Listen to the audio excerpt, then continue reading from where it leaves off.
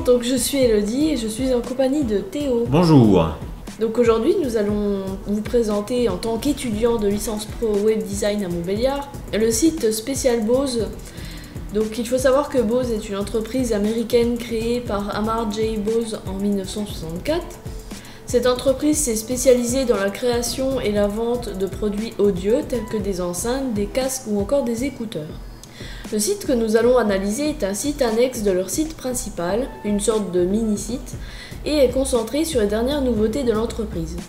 Durant cette analyse et cette vidéo, nous allons nous demander si ce site qui semble bien réalisé lors de son déploiement est toujours actuel 2 ans après. Du côté de la structure, le site présente 5 produits différents avec une page par produit. Sur la page produit, on retrouve plusieurs sections, une section découverte, une section pour personnaliser le casque ou les écouteurs, une galerie, des informations techniques et une section pour acheter le produit. Donc il faut savoir que sur le site, l'entête est très limitée, il n'y a aucune navigation. Les seuls éléments présents sont le logo de la marque, une possibilité de multilingue avec la version française et anglaise, des boutons de partage sur Twitter, Facebook et Google+, et il n'y a aucun pied de page, ce qui peut être assez problématique pour l'utilisateur. C'est la page d'accueil qui fait office de navigation en proposant 5 grandes entrées sur les 5 pages de produits.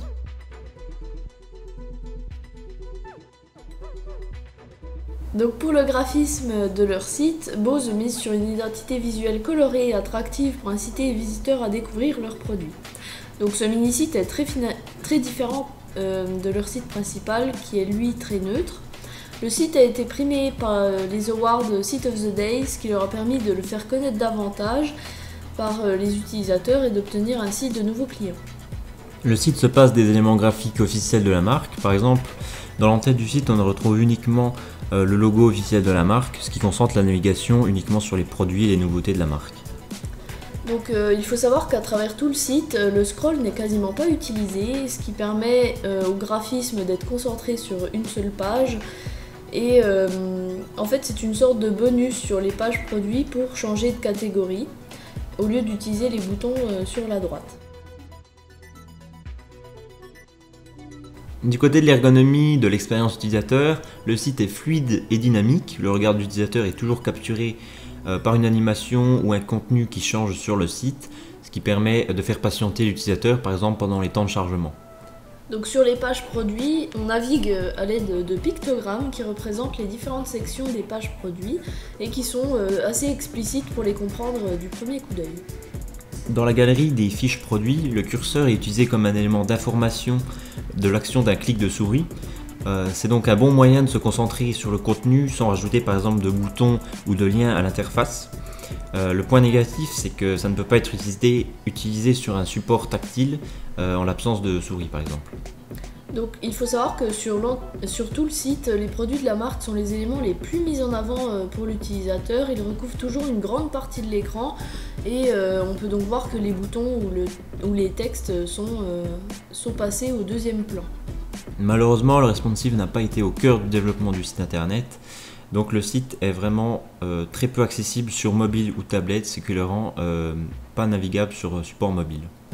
Vu que le site date d'il y a 2 ans, la boutique n'est plus trop fonctionnelle, ou presque. En fait, on peut expliquer ça soit par le vendeur qui ne propose plus le produit, soit l'API de recherche du produit qui est devenu obsolète avec le temps.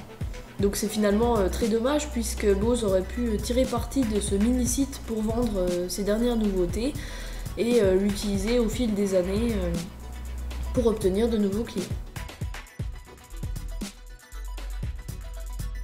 Pour la technique, le site est basé sur le framework JavaScript AngularJS, ce qui permet la navigation asynchrone et donc de ne pas recharger la page à chaque clic sur un bouton ou un lien.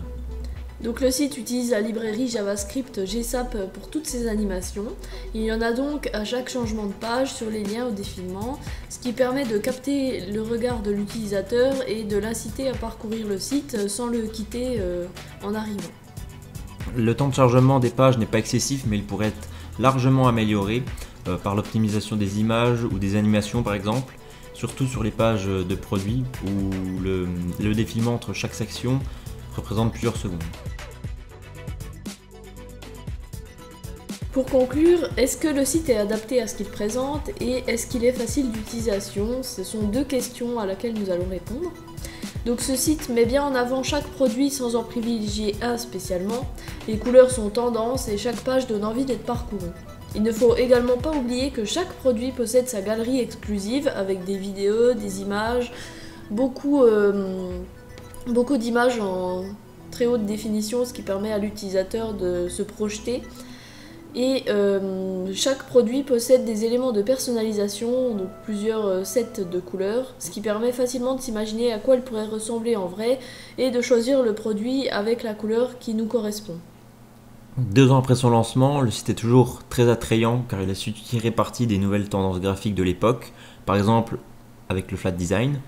Néanmoins, la notion de responsive, qui n'était clairement pas au centre du développement du site internet de Bose, lui fait défaut aujourd'hui, car on sait que 50% des visites se font à partir d'un support mobile.